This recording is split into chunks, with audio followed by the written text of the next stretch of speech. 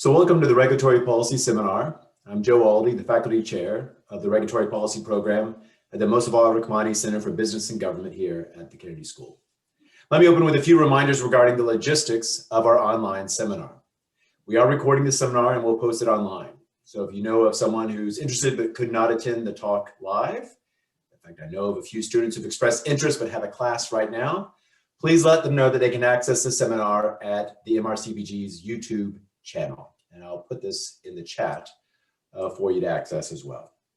You can also remind your friends and colleagues to register for Zoom links for each seminar at the Regulatory Policy Program webpage, and I'll also put that link into the chat in just a moment. We will take questions through the Q&A function in Zoom. Please click on Q&A at the bottom of your screen and type in your questions. At the end of our presentation, I will take your questions and pose them to our speaker.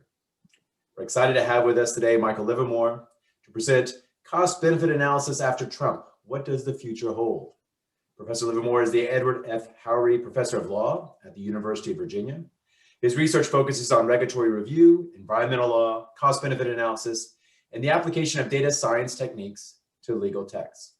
He frequently collaborates on interdisciplinary projects with researchers in other academic fields, including economics, computer science, neurology, and the humanities. Prior to joining the UVA law faculty, Livermore was the founding executive director of the Institute for Policy Integrity at New York University School of Law, a think tank dedicated to improving the quality of government decision-making. He's also the co-author of the recently published book, Reviving Rationality, Saving Cost-Benefit Analysis for the Sake of the Environment and Our Health.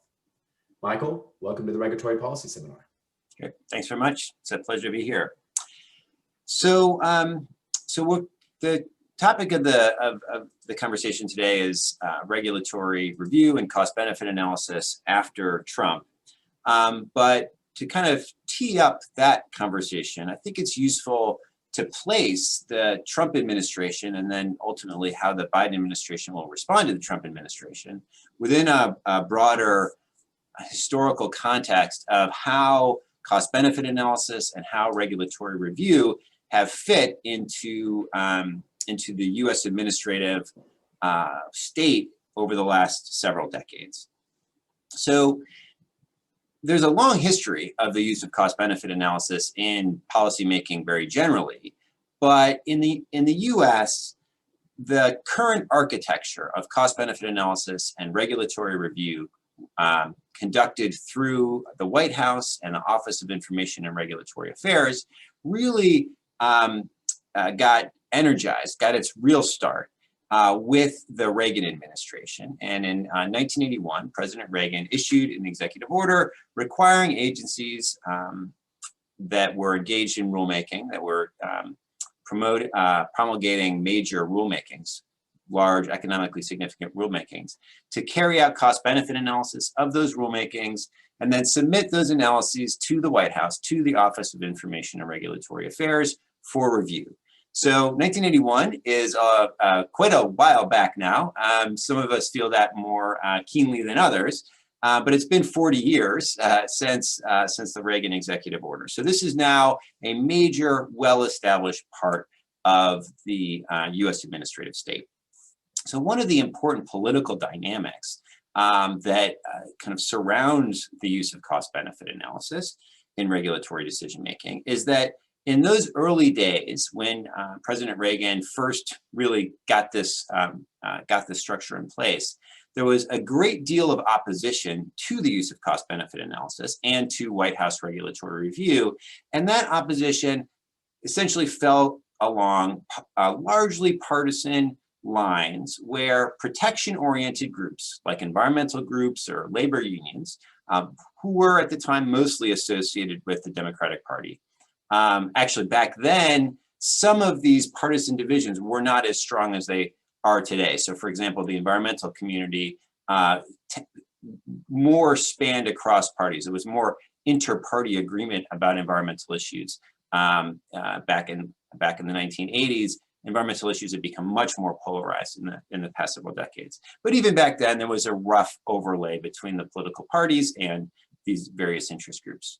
So protection-oriented groups tended to view cost-benefit analysis as hostile to government regulation of government regulation to promote values like environmental protection or public health or consumer safety or workplace safety. And they were also extremely skeptical that the Reagan administration was going to use this tool in a neutral way.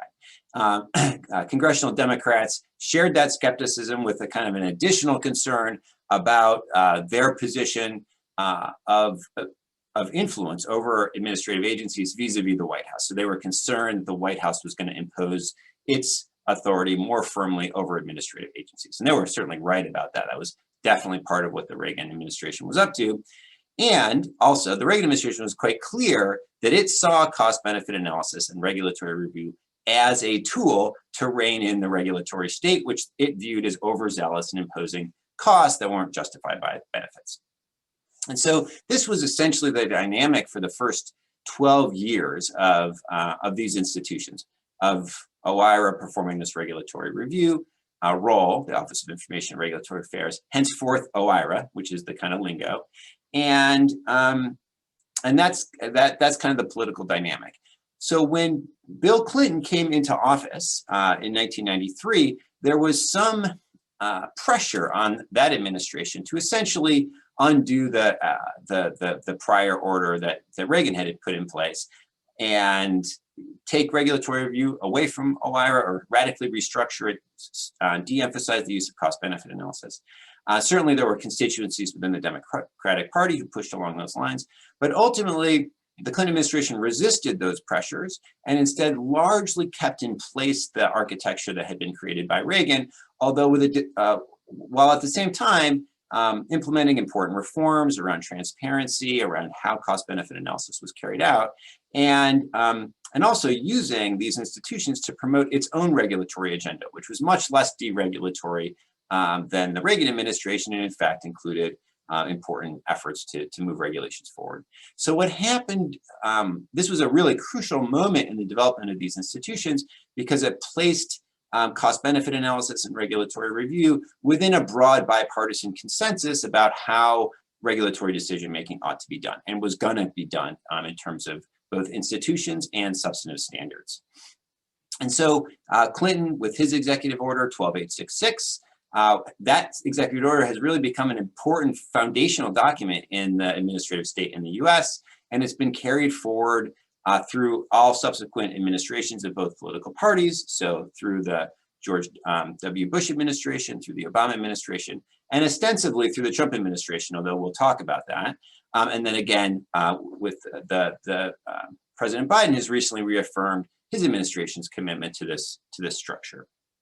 So very broadly, you have this bipartisan consensus. Again, there's disagreements about how to do cost-benefit analysis in specific instances, particular methodologies and the like. But there was still a certain consensus between the two parties, although not every interest group was 100% thrilled with that particular consensus.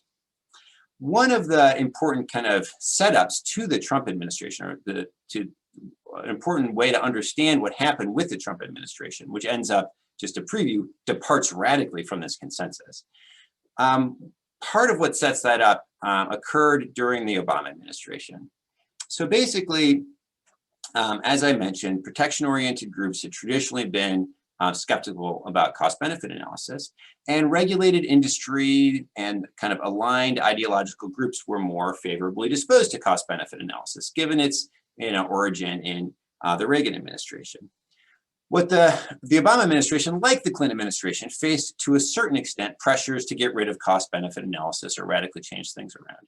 But it made very clear very early in the administration that it was going to take a very specific path, which was to merge quite a high amount of respect for high integrity cost-benefit analysis with an aggressive regulatory agenda. And a regulatory agenda that was going to carry much of the weight of the administration's policy goals, especially after the 2010 election, made legislation virtually impossible.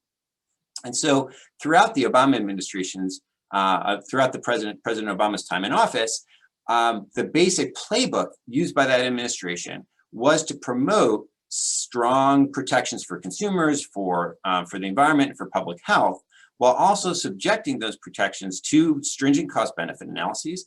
And it turns out those protections were often radically, strongly justified in cost-benefit terms, and using that fact as part of the public case for these efforts. And so when the administration was criticized for, some regulatory proposal, part of how it responded to that criticism was, look, we crunched the numbers, we did the cost-benefit analysis, and it turns out that this rulemaking has benefits that exceed the costs, often by substantial margins.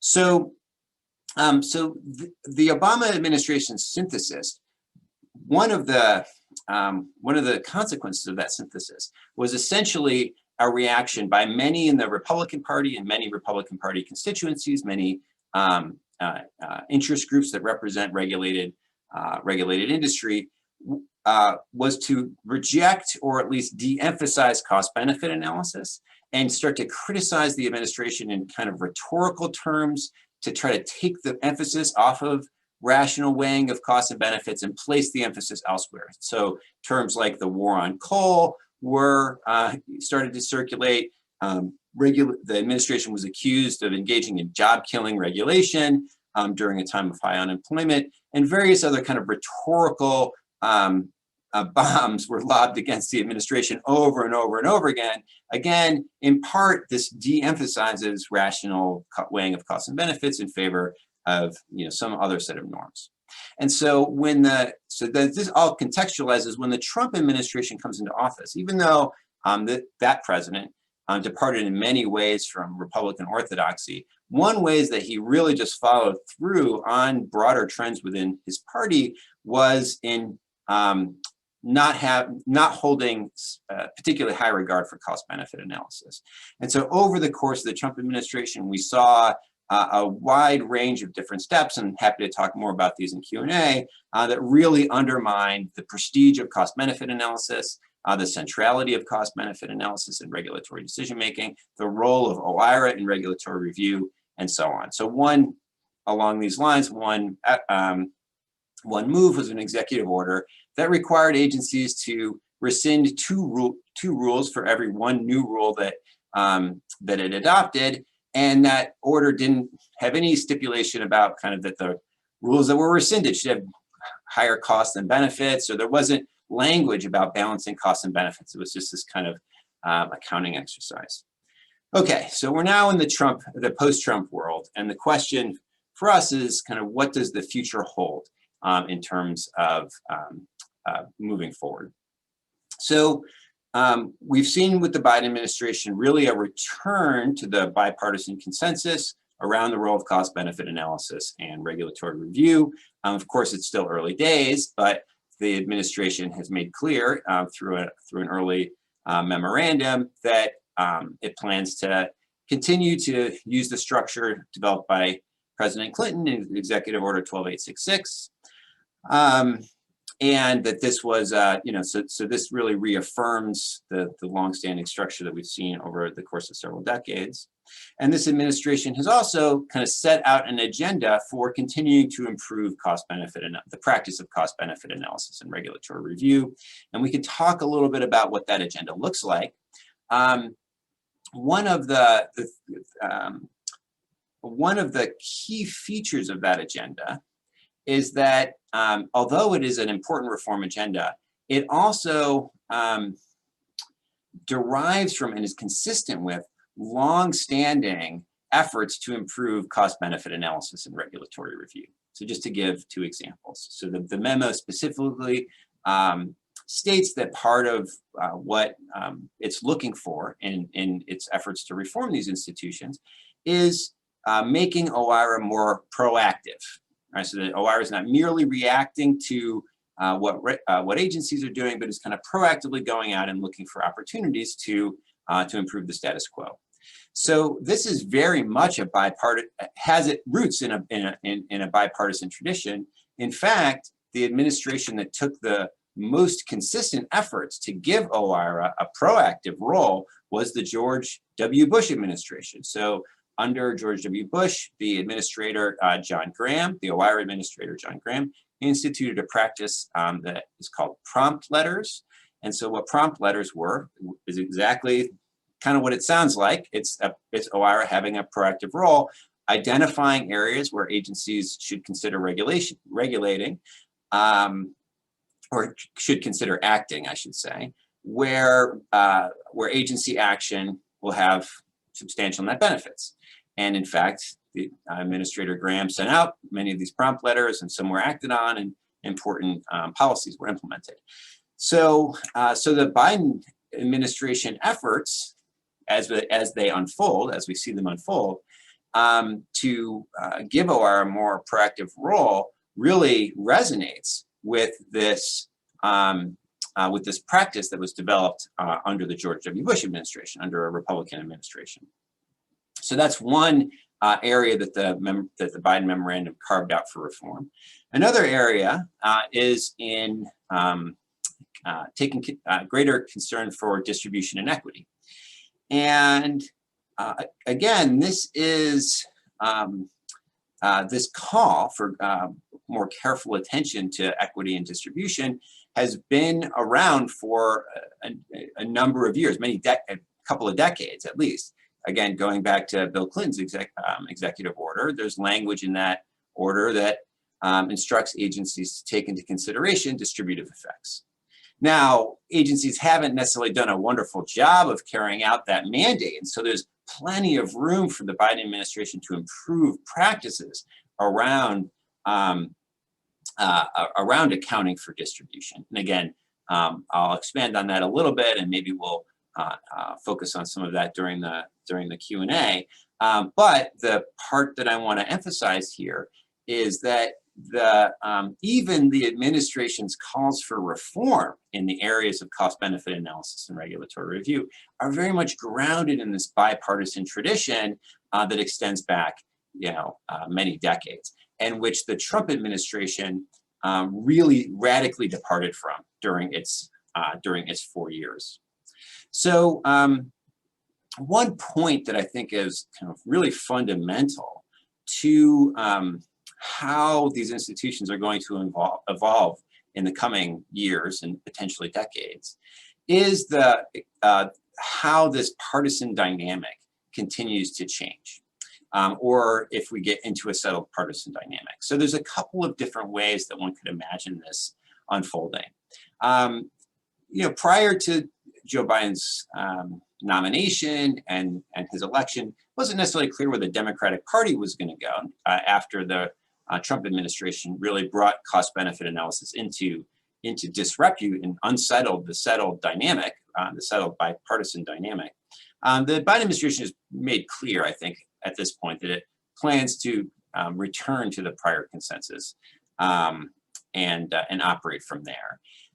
There are, though, and will continue to be forces and constituencies within the Democratic Party that are skeptical about cost-benefit analysis and regulatory review. And so we can anticipate that this administration and subsequent Democratic administrations are going to face pressure to abandon these techniques or radically reform them. And part of the argument that these constituencies will be able to make recourse to, which wasn't available in the past, is that if the Republicans aren't going to play by the rules, as evidenced by the Trump administration, why should we play by the rules? Why should we hamper our ability to pursue our favored policies through these analytic techniques that might tell us what we don't want to hear? Why should we impede our policymaking ability in that way when the counterparty here, when the Republicans aren't willing to bind themselves in the same way? It was one thing when there was this bipartisan dynamic that we weren't going to depart from. We weren't going to be the first mover. But now that we have the experience with the Trump administration, why should we continue to act in this way? So that's an argument that I think future Democratic administrations are going to face, and even this one has faced and will likely continue to face pressure in those ways. And very closely tied to and related to that dynamic within the Democratic Party is, what does the future of the Republican Party hold on these issues? And this is just part and parcel of a much broader set of questions about where the Republican Party is going to go after the Trump administration. Obviously, there has been a huge amount of internal controversy and intra-party maneuvering to to kind of figure out where that party is going to go. And cost-benefit analysis is kind of one part of a much bigger story along those lines. But again, you can imagine two different paths. One path would be the kind of restoration path, to look back to the earlier Republican administrations, including the Reagan administration, the George H.W. Bush administration, the George W. Bush administration, and to say, look, that's the Republican tradition. Actually, cost-benefit analysis is our methodology. The Democrats, they're using it these days, but it really came out of our tradition, and we're going to reclaim that tradition and kind of return prestige to these institutions and again, emphasize rationality and regulatory decision-making rather than kind of rhetoric. That's one possibility. The other possibility is that the Trump administration marked an irreversible departure on the part of the Republican Party from these norms. And that what we will see, there will be future Republican administrations. They're both parties. We have a two-party system, and we can expect them to oscillate between the two, our institutions to oscillate between the two in the coming years. And it may well be that the Trump administration playbook is one that is seen as being successful. Clearly this administration, the prior administration, was not successful along many metrics. It was a one-term administration. It was not popular with the American public. The president lost 2 popular votes. There was 2 impeachments. This is like historically, and very little in the way of policy.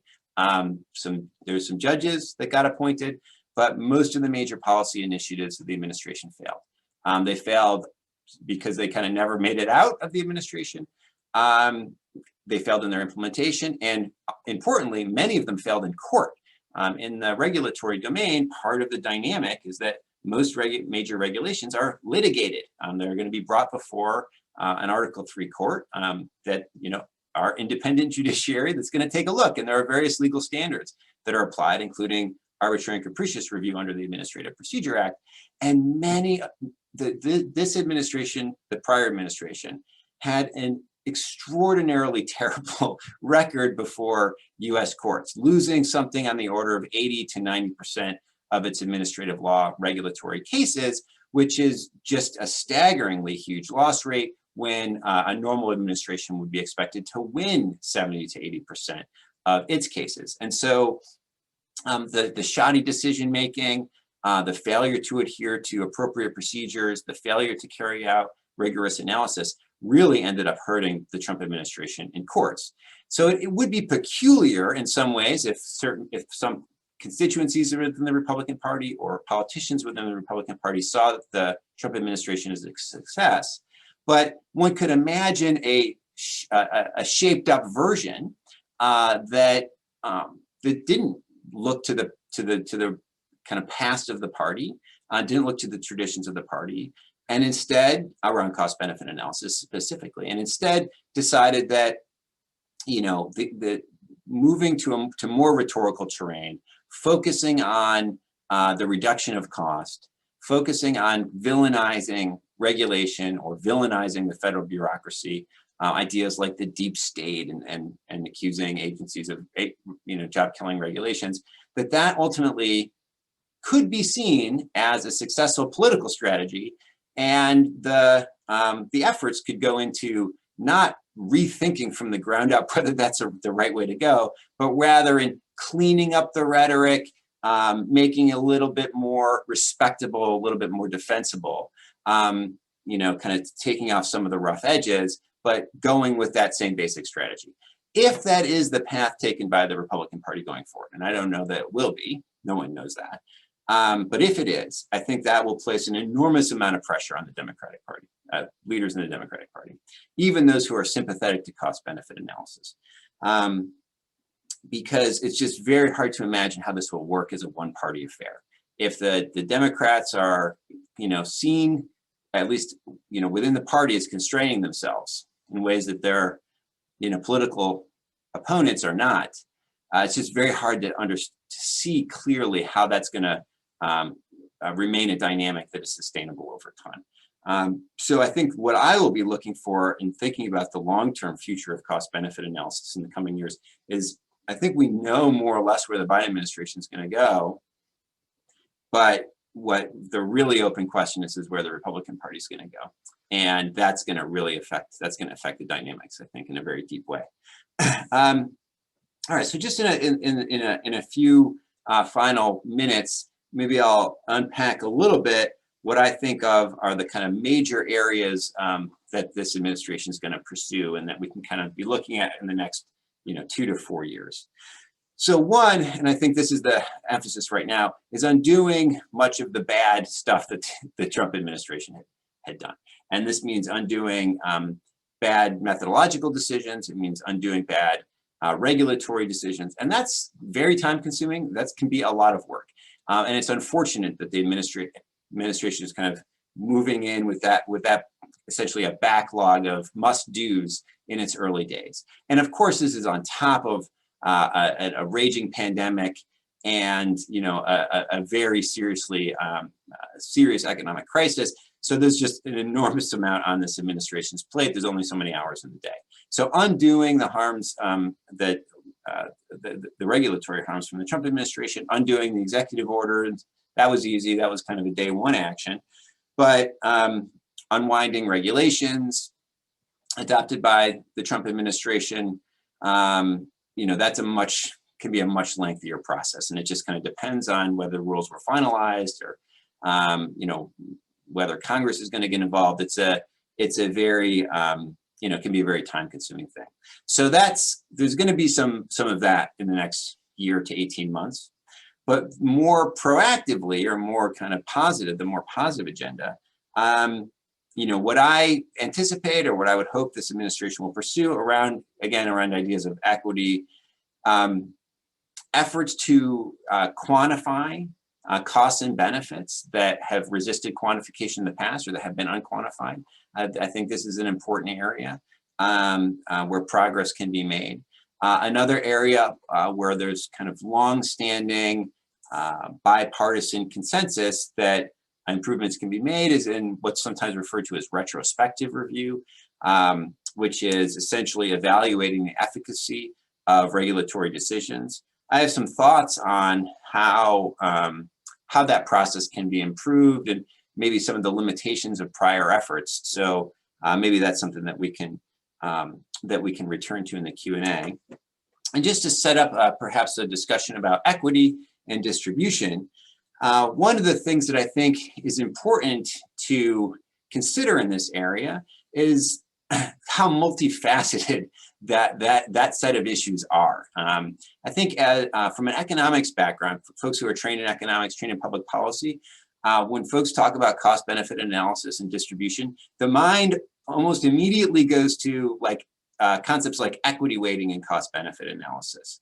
And those types of issues are important and those are worthy conversations, but it's also important to remember, again, that this is a really multi-dimensional issue. So just to put some of the dimensions on the table, well, we can think of equity and distribution in different ways. There might be different fundamental concerns that we're addressing ourselves to. So we might be concerned about inequality simpliciter, right? So just from a welfare economics perspective, a more egalitarian distribution of wealth is going to lead to higher well-being under most assumptions in a welfare economics calculus.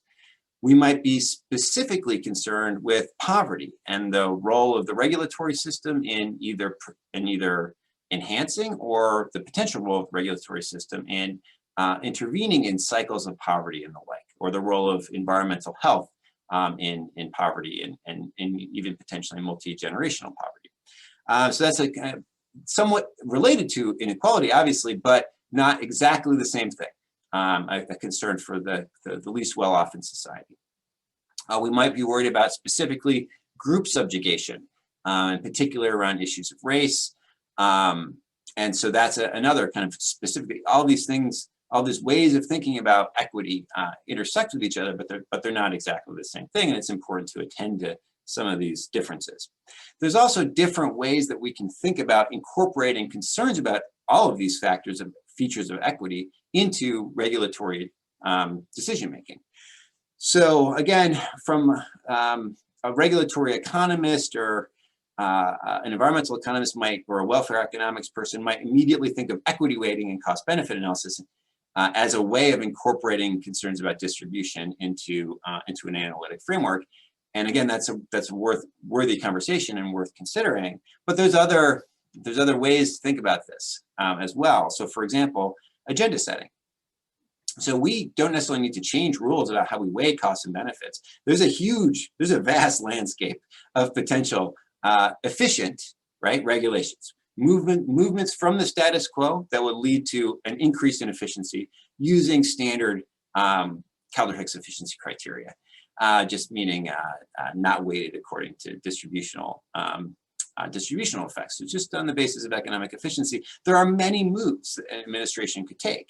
And a part of what would be a very sensible way of choosing between those different, this is only limited time, that's another important point, is that administration can only pursue so many regulatory actions. There's only so many hours in the day and agency resources to devote and so on.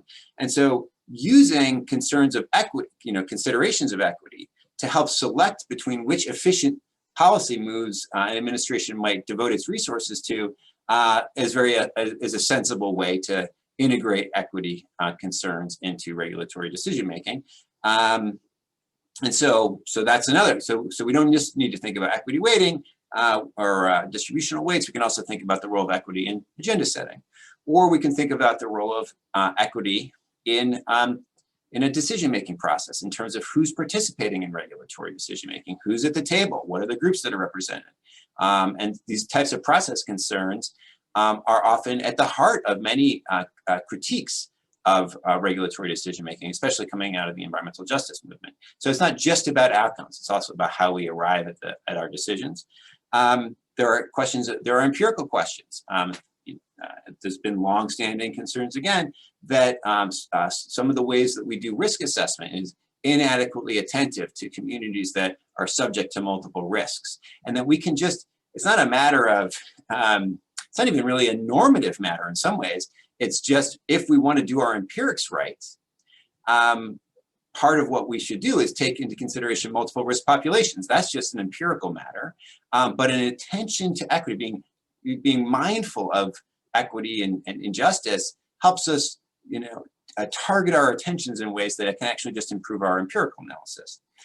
So there's all kinds of different ways that we can imagine equity and concerns about distribution, concerns about social, economic injustice, racial injustice. We can integrate that into regulatory decision-making in lots of different ways. And so I think that part of the challenge for this administration, and it's a good challenge in a lot of ways, there's much good that can be done, is in thinking carefully about all the different ways that these normative concerns can improve regulatory decision-making and pursuing them along parallel paths. Okay, good. I think we've covered a lot of terrain, and I suspect that there are less some open questions on the table. So I look forward to the rest of our conversation. Great. Thank you, Michael. That was fantastic. Let me remind the audience that you may submit questions via the Zoom Q&A link at the bottom of your screen. We already have a few questions there. I also have a few questions for Michael. So why don't we go ahead and get started? And I want to get to this idea about how to be proactive. You mentioned that this is something that in the presidential memorandum on modernizing regulatory review, the White House has solicited recommendations from agencies on how to go about doing this. And for those who are interested, I've posted the Federal Register link to that presidential memorandum if you want to check it out. But I'm curious to hear sort of your take on how we can think about building on that experience from the George W. Bush administration on prompt letters. And the thing that comes to mind is that, of course, what's I think in this administration going to be a key part of how they move forward on regulatory policy is thinking about how that's going to help deliver on their climate change agenda. Are there opportunities to think about whether it's prompt letters or some other way in which OIRA can be proactive, in which it can try to promote a more coordinated approach to regulating greenhouse gas emissions across multiple agencies? When we think about EPA can take actions, and energy through appliance efficiency standards can take actions, and transportation on vehicle can take actions. We know that there's going to be some potential interactions across different sectors that are regulated by different agencies. Could we use this proactive approach in a way to ensure that there's sort of a more coordinated, a more systematic effort to use regulatory tools as part of the climate change policy toolkit in the Biden administration? Great. Yeah, and I think that's a great question. So one of the background facts that is useful to keep in mind is that, especially in Democratic administration, there are various actors out there promoting the government to do stuff, right? So this can be a little bit different than in a Republican administration, right? And so there's going to be voices, maybe even a cacophony of voices, trying to move the administration along and move it forward in various ways. And then there's going to be a need to coordinate, as you mentioned, those efforts. And there's various White House offices that are going to be involved in the coordination process as well. And OIRA plays a very specific and formal coordinating role. Once there's been a regulatory proposal by an agency, OIRA helps convene, or has traditionally helped convene, the interagency review process, right, where the regulation gets circulated and say an EPA regulation is being contemplated, the Energy Department or the Agriculture Department can weigh in, and OIRA is kind of the clearinghouse for that. So that's likely to be an important role, but it's a little bit sitting back and coordinating a process and really being proactive. So when I think about OIRA's proactive role, what I try to keep my mind on is OIRA's special expertise, right? What does OIRA bring to the table that other actors don't necessarily bring to the table? So one is that it shares with some of the other White House offices is this more general, kind of administration-wide view, right? So individual agencies have deep expertise in their particular areas, but they're not necessarily thinking about what's going on across the administration. So OIRA shares that with some other White House offices, but it's an important component of what OIRA brings to the table. But of course, the other piece that OIRA brings to this table is the specific knowledge about cost-benefit analysis, regulatory, economics, and the like.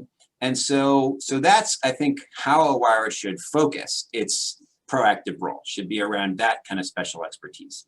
And so the prompt letter approach, at least, when it was operating at its best, John Graham was thinking, where are the most net beneficial regulations? That was the idea. And I think that's what OIRA should do again. Where are there areas where there's net benefits? And on the coordinating, with respect to coordination, we can think of, you might think of opportunity costs, right? If we do this one way rather than another way, if we take path A rather than path B, part of the cost of path B is that we're not taking path A anymore, right?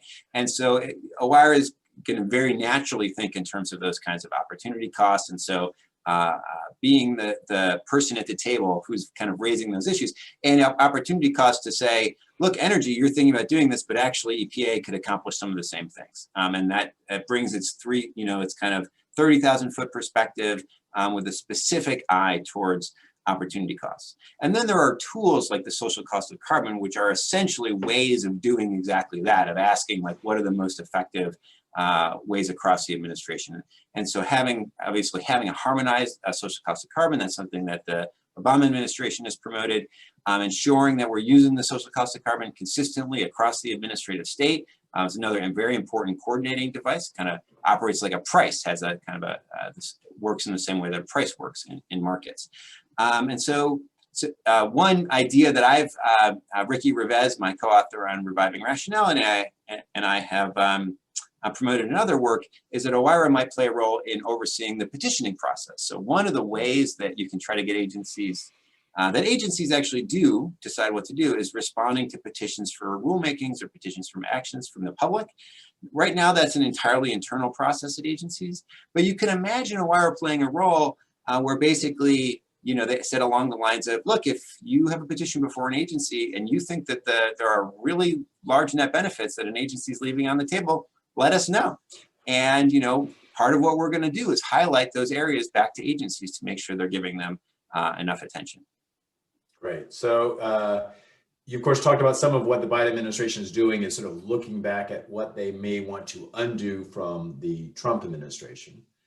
You also talked a little bit about the bipartisan consensus and the legacy beginning from Reagan. And there's one thing in the Reagan approach in 1981, I think repeated, and also a 1985 executive order, that was not included in the Clinton EO, Executive Order 12866, but resurrected in the Trump administration. And that's the idea of a regulatory cost budget.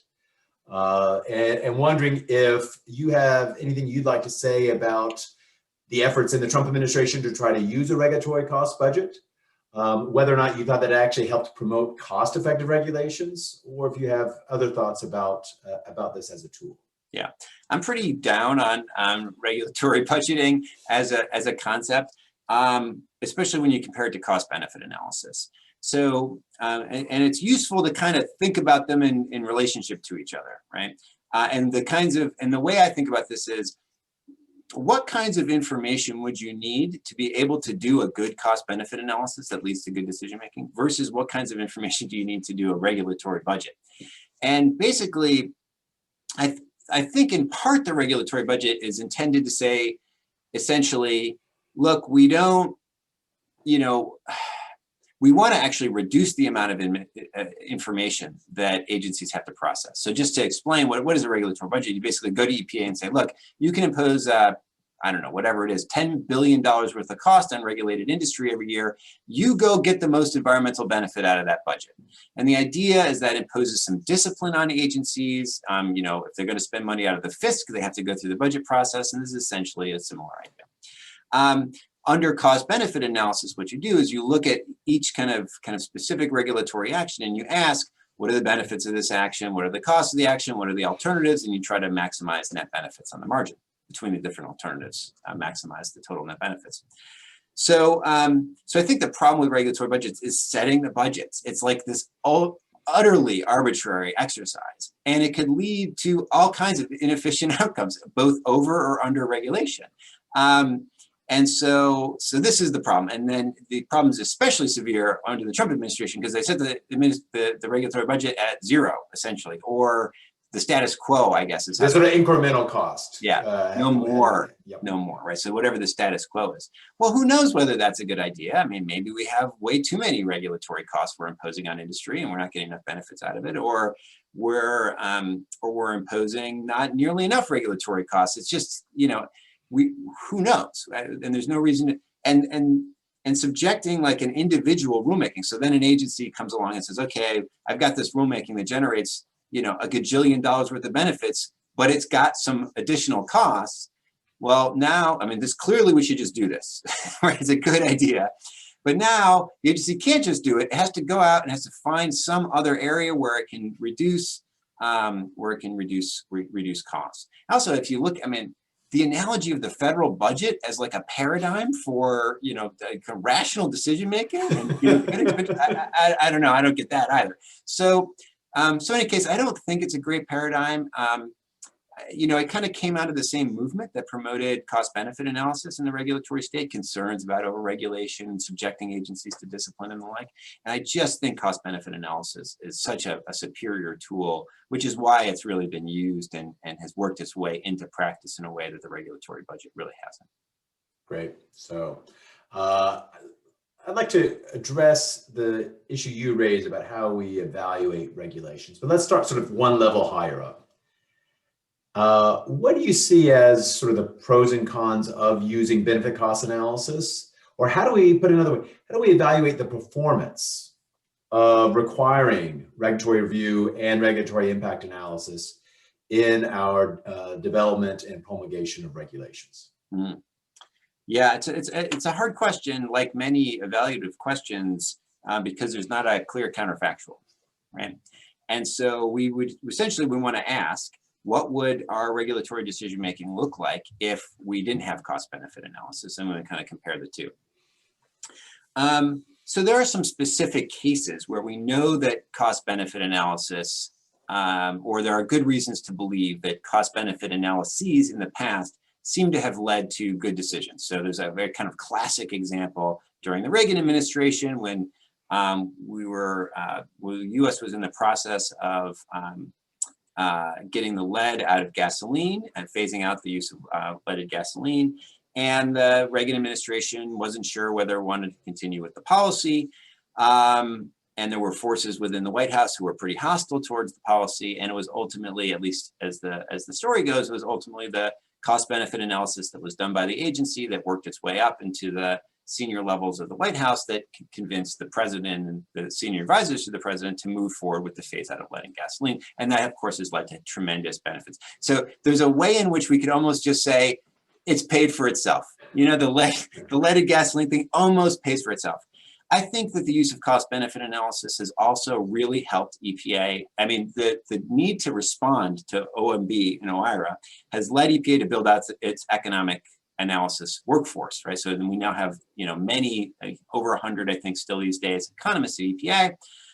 And part of what they do is regulatory impact assessment, and part of what they do is just think generally about how to design regulations. And so would we have moved in as far in the direction of market-based mechanisms? Now, I don't think we've moved nearly far enough in the direction of market-based mechanisms, and I'm kind of sad that, you know, we seem to be on a bit of a, maybe it's a little stochastic, I hope. It's just a little stochastic, and we're just on it looks like a really steep decline, but it's just a little noise around a general trend line. But, you know, efforts at EPA, the culture at EPA almost of acknowledging the value of market-based mechanisms, cap and trade, tradable permits, and the like as a way of achieving environmental progress at lower costs. I don't know that we get there without the cadre of economists working at EPA, which I'm not sure we would have had that without the cost-benefit analysis requirement. You know, so I think that, and John Graham has written about during the George W. Bush administration various rulemakings, including reducing or improving fuel economy for automobiles, where, you know, he faced a lot of head with the EPA and NHTSA. I guess it was NHTSA in that rulemaking. The Department of Transportation faced headwinds within the administration that was pretty committed to free market principles and the like, skeptical of regulation, and that the cost-benefit analysis helped him make the case that these were good interventions. And so, so I do think there are specific cases, but of course, but it's very hard to say globally across the whole, you know, across all decision making. Ultimately, that the benefits outweigh the costs. I do one other just slight caveat that I will say is, sometimes people complain about the actual costs of doing cost-benefit analysis, like the analysts and stuff. Yeah. And I just think that's hilarious because you have a $10 billion rule or whatever, you know, $1 billion rule. And you know, if you can eke out a percentage or a 0.01% improvement in the performance of that rule, you've paid for the cost-benefit analysis. So you don't need to even radically change things around. You just change you're like, oh, actually, it turns out we can, on the margins, we can change the delay period, you know, the enforcement period, or we can do a little something, and that ekes us out 0.5% of improvement. You pay for the analysis. So we have heard some concerns and reservations about benefit cost analysis from the progressive left. There's a sense in which some members among the progressives want to push for more substantial changes to how we think about evaluating regulations. Do you think there's any kind of alternative, reliable way of doing that? And do you think there's going to be success among the progressive left in trying to meaningfully change that in the Biden administration or in future administrations? Yeah, I mean, I think that there are, of course, within cost-benefit analysis, there's all kinds of choices that are made. And that's kind of part of what we've been talking about, are those choices. And some of those are controversial, and I don't agree with all of them. And we can, of course, we make reforms. So then the question would become, if we're going to not do cost-benefit analysis at all, what's the idea? And various alternatives have been proposed. So I'll just maybe mention two. So one is just do what the law says, or do what science says. And I almost feel bad arguing because it's so obviously not an adequate decision-making tool because the law isn't clear and science doesn't tell us what to do without a normative framework to use to put that scientific information to use. And so, just saying like, oh, the law requires the application of the best available technology. But what is best? Is it available? There's so much open texture in legal standards that the law just doesn't ultimately give us conclusions. Agencies have discretion. And given that agencies have discretion, we need to have some way of informing that discretion. And of course, science is a very useful input into the regulatory process, but it ultimately doesn't give us final answers. And so I think very broadly, something like cost-benefit analysis, something where you balance the goods and bads, is going to be part of regulatory decision-making. You can imagine different alternatives, like used something that was more specifically welfarist in orientation, didn't use preferences, wasn't based on willingness. Those would be quite radical changes. But I think, frankly, it would still be something like cost-benefit analysis. It probably wouldn't actually change the outcomes of many regulatory decisions. Now, is it possible that a future Democratic administration will kind of pay heed to some of these concerns? Well, by the way, the other real alternative is just political balancing. What's going to help us and our constituents, right? And that's probably what would end up happening. And that happens anyway with cost-benefit analysis. Hopefully, cost-benefit analysis provides some discipline to that. But really, if you just get rid of that technique, it becomes a political balancing test. Now, I think the answer to your second question on the politics is it's actually up to the Republicans, right? If, you know, the Republicans get to decide whether the left wins on this or not. And what do I mean by that? If the forces within the Republican Party that are kind of the Trump wing of the party are ultimately successful, and that is successful electorally, I have no idea whether that's going to be the case or not. You know, I don't predict the outcomes of elections anymore. I was pretty unsuccessful in a one specific election, and so who knows? It doesn't seem like it should be appealing, but again, who knows? And if that has a lot of electoral appeal, and the kind of old wing of the Republican Party, the never Trumper, you know, rear guard is just washed away, and it just becomes this kind of, you know, neo-Trumpian party. I think that the folks who are going to critical of any kind of moderation, right? Technocratic, you know, things that could be labeled as technocratic, expert, insider.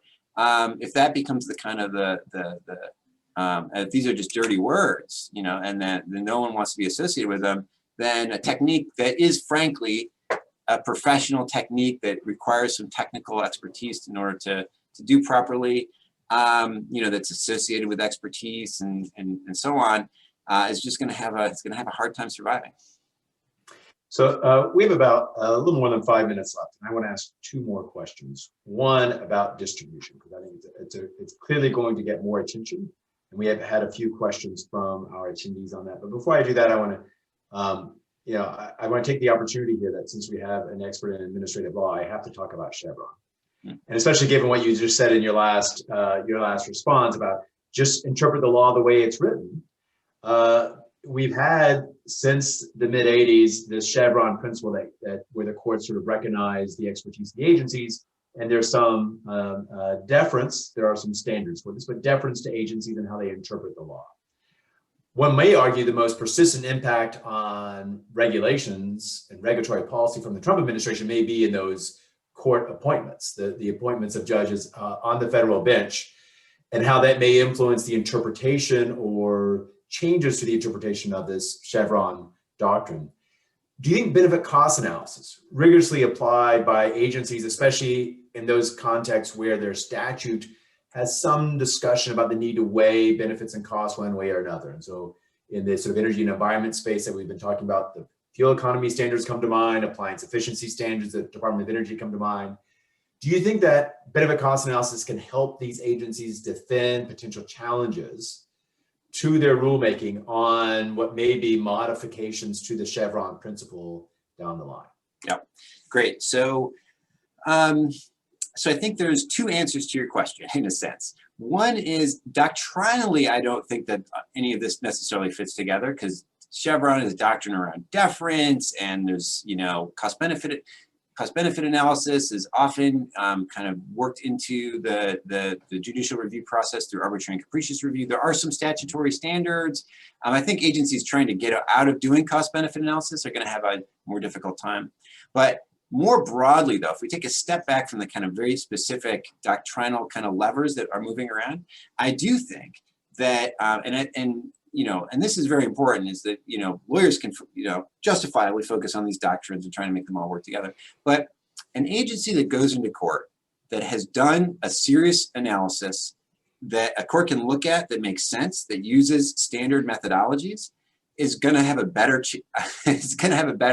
opportunity to have its arguments heard on, say, questions of statutory interpretation than an an agency that goes into court with a slipshod analysis or refuses to do analysis and whatever. It's just a way of essentially putting the agency's best foot forward and really just taking advantage of the fact that the agencies just very naturally, courts are inclined to be deferential to agencies. Put aside doctrine, put aside these questions, that the government comes to court with an assumption of regularity, an assumption that it's doing the right thing. And agencies can, you know, they can tread on that assumption. They can get it. They can ultimately, you know, they can override that if they act badly enough. But there is just general a posture in our constitutional system that you know, it's a kind of an interbranch comedy, and agencies that do appropriate, sophisticated, technically sound, expert-based analyses are going to be able to get that comedy. And however the doctrine, you know, what that exactly looks like. Is it Chevron deference? Is it Skidmore deference? Is it lighter arbitrary and capricious review versus heavier? You know, courts will figure out the language to use, but ultimately the underlying principle is if agencies are doing their job competently, courts are going to be inclined to give them more respect. Whether they call it deference or not, I guess, okay. You know, different question. Right. Thanks, Michael. So the final question, clearly there's a growing increase in the interest in thinking about the distributional consequences of regulations, as you noted in your talk. Our colleague Lisa Robinson, who, when she was a senior fellow at the Mosavani Center for Business and Government, did some work looking at the practice by agencies, or maybe I should say the lack of practice by agencies, in conducting rigorous distributional analyses, even though there is guidance from OMB to the agencies for doing this. So one, I'd like you to sort of speak a little bit looking forward about what distributional analysis could look like, and what are some of the challenges in thinking through, I think you alluded a little bit to how we might think about some of the challenges in the distributional, the distribution of the benefits, think about risk assessment and et cetera, but also what are some of the challenges when we think about the distribution of the cost of our regulations, and how might new methods or new approaches help us shed more light on that to inform regulatory review? Great question. And I actually assign some of the work that came out of that research that Lisa did in my regulatory law and policy class. So it's very useful work there. Yeah, so there's so much to go into. Really, it's really, I think that if the agencies are going to do this in a really serious way, there's ultimately going to have to be guidance that's going to have to be potentially promulgated by OIRA. That seems like a very sensible start, but every agency is going to have their own guidance, the same way the EPA has its guidelines on conducting economic analysis, at least a chapter, if not a whole other book on how to do distribution analysis. It's very complicated. So I think that the biggest challenge in many respects is you know, it's I don't know if it's easy to focus on the conceptual questions because some of those are quite thorny, but there are just hard empirical questions. It is a hard empirical task. So just to give a flavor for the listeners of like the difficulty of this task, you know, when you just look at regulatory costs and you're not worried about how they're distributed, you could you know, say there's a electricity generator. I mean, that's particularly difficult. We'll just use that one. Okay, the electricity generator, and you're going to require pollution control technology by the electricity generator. Okay, great. How much does it cost? Great, we can go look up the price now. You know, maybe the price will come down, and you know, there's some complexities about estimating that cost, but that's it. You just look at the price tag, essentially. If you're going to look at distribution, be worried about how that. Now, what you have to do is you have to have a very sophisticated understanding of the rest of the economy. Right. So now, because what's going to happen is that device is going to get bought. Well, who benefits from that device being bought? That's a part of the distributional consequence. Right. So now some engineers are going to get jobs and whatever else. Right. And then, you know, is there going to be a ding to shareholder value? Is there going to be a ding to our electricity prices going to go up? How might electricity prices increasing affect production or the regional distribution or the sectoral distribution of jobs? What's going to happen when consumers have to spend more money for electricity and then they're not spending money at restaurants or whatever else? What happens when shareholder value in these particular sectors goes down? We might think about, well, wait a second. Actually, it turns out that you know, shareholders of the U.S. economy aren't just U.S. citizens. So there's going to be mutual funds that are going to take a hit. There's also like the sovereign wealth fund of Abu Dhabi is going to take a hit. Should we you know, how do we account for that? So just the mere question of empirically tracing this stuff through. And of course, there's very sophisticated models that people can build, but do these models actually have anything to do with reality? That's, I think, a tough question. And so just in a way, building defaults, building simplifying assumptions, building just tractable ways of understanding that how these flows happen is tricky. Oh, there's also like things like, for example, you know, inflation can be automatically indexed into certain government programs. And so you got to take that stuff into consideration, which then is going to affect taxes. So there's just a lot of moving parts. Now, that having been said, I do think it's important. You know, that's not to say that this isn't important, it's just to clarify the scope of the task. So I would say that probably the most important, at least kind of beginning steps, is going to be just trying to think through the empirical question of how we even understand, just write down what the consequences are in terms of how they're being distributed across the economy and across society. And that's that's kind of prior to us figuring out what to do with that information. Great, thank you, Michael. So before we wrap up, let me remind everybody that we'll meet again next week, Thursday, March 4th at 12 noon for a presentation on bespoke regulatory review by Bridget Jueling of George Washington University. So she's going to take a lot of these concepts of regulatory review that Professor Livermore talked about and think about how they can be applied to independent regulatory commissions in the federal government. Finally, please join me in thanking Professor Livermore for his presentation and discussion today. It was a great way to kick off the spring seminar series. Thank you, Michael. Great. Pleasure. It's fun to be here. And I hope everybody enjoys the rest of the day. Take care.